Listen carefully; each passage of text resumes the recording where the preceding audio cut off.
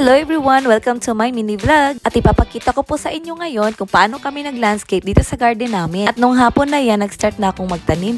Grabe yung lupa nila dito, ang tigas. At dahil meron kaming nabiling dalawang hanamomo na bulaklak, hindi ko alam kung saan siya ilalagay. Kaya yung asawa ko na naglagay kung saan ko itatanim. Kaya sabi ko sa nanay ko, ako na lang kasi baka mapagod siya. Pero alam nyo, parang napagod talaga ako nung buong araw na yan. Kasi ngayon lang ako ulit nagbungkal ng lupa. Lupa pa naman nila dito, yung ilalim parang may mga bato-bato.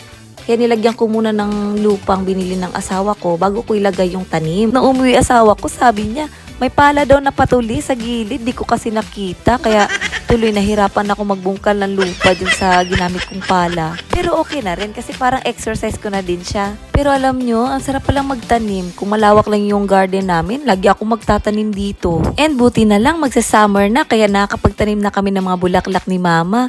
Si mama gusto-gusto pa naman ng mga bulaklak. Siya nagre-request ng mga kulay, kung anong mga dapat ilagay ng mga bulaklak.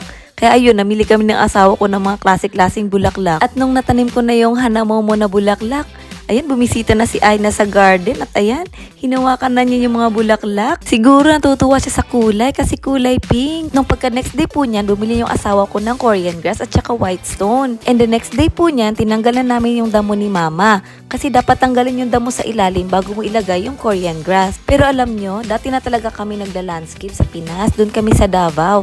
Kasi yung papa ko, yung trabaho niya, sculpture. Gumagawa siya ng mga statue.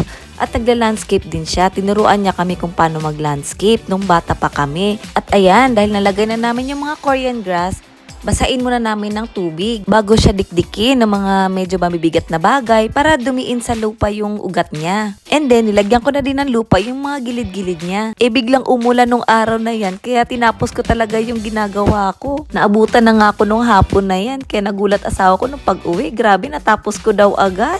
At dahil umiyak si Aina, ayan, inilabas muna ni mama para magpahangin. At ayan, nag-design na ako ng mga white stone. Nilagyan ko siya ng mga white stone sa gilid, palibot yung pabilog. Dapat nga yung malalaking white stone ang ilagay ko dyan, kaso maraming maliliit na white stone. Kaya pinagsama na lang namin yung mga maliliit. And dahil wala ngang semento, kaya diniin ko na lang yung mga white stone sa lupa. Sabi nga ni mama, kung meron lang semento, makakapag-design kami dyan sa gilid. At natapos na rin namin ni mama yung garden namin at natuwa yung asawa ko nung nakita niya. At dahil lagi sa labas na ninigarilyo yung asawa ko, nung umagang yan, pagkalabas niya, ang ganda daw, sobrang ganda. Kaya kung may mga idadagdag pa ba daw mga bulaklak at Korean grass, kasi bibili daw siya. Kaya sinabi namin ni mama kung saan pa yung pwedeng lagyan ng mga bulaklak at saka Korean grass. And hanggang dito na lang po mga ka-explorers. Sana nag-enjoy po kayo. Thank you for watching. Bye! Arigatou gozaimasu!